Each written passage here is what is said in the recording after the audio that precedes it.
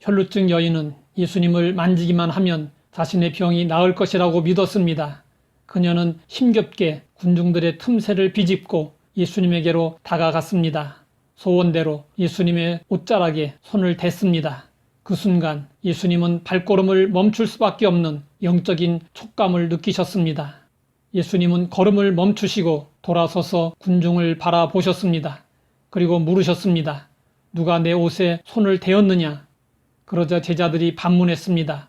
누가 손을 대다니요? 보시다시피 수많은 군중들이 따르면서 사방에서 밀고 있지 않습니까? 더구나 주님의 옷을 누가 만졌는지 어떻게 알 수 있겠습니까?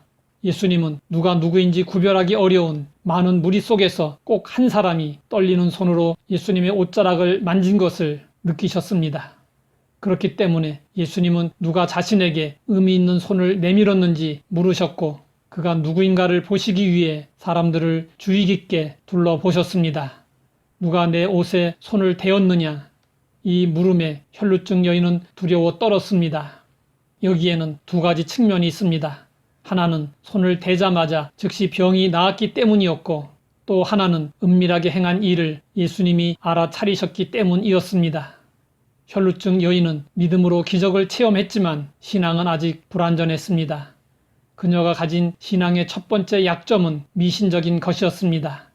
여인은 예수님의 옷자락을 만짐으로 병 고침을 받았습니다. 만약 예수님이 혈루증을 고친 여인을 찾지 않으셨다면 어떻게 되었을까요?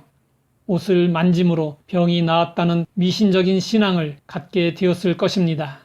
이것은 대단히 위험한 것입니다. 그러므로 예수님은 혈루증을 고친 여인을 그대로 보낼 수 없었습니다. 두 번째 약점은 비도덕적인 것이었습니다. 만일 예수님이 불러 세우지 않으셨다면 그 여인은 은혜에 감사할 수 있는 기회를 갖지 못하고 숨어있는 신자로 머물렀을 것입니다. 이러한 이유로 예수님은 혈루증을 고친 여인을 군중 앞에 불러 세웠습니다.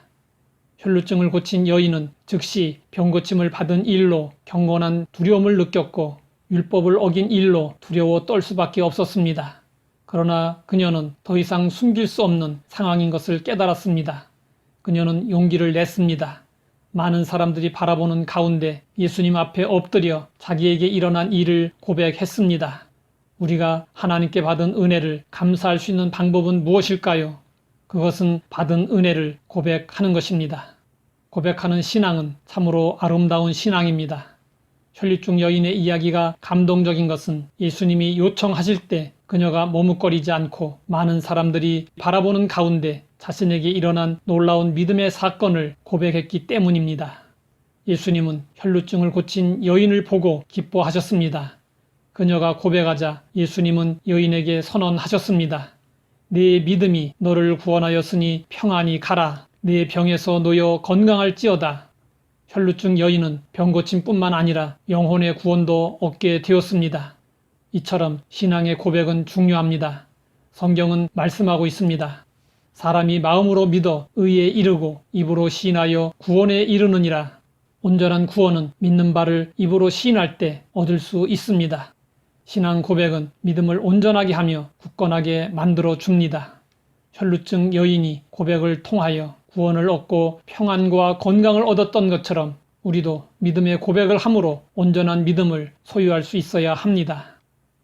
하나님 아버지, 우리의 믿음을 온전하게 할 수 있는 고백의 중요성을 알게 하시니 감사합니다. 받은 은혜를 감사함으로 고백하고 전하며 하나님의 이름을 높일 수 있게 하옵소서. 예수님의 이름으로 기도드립니다.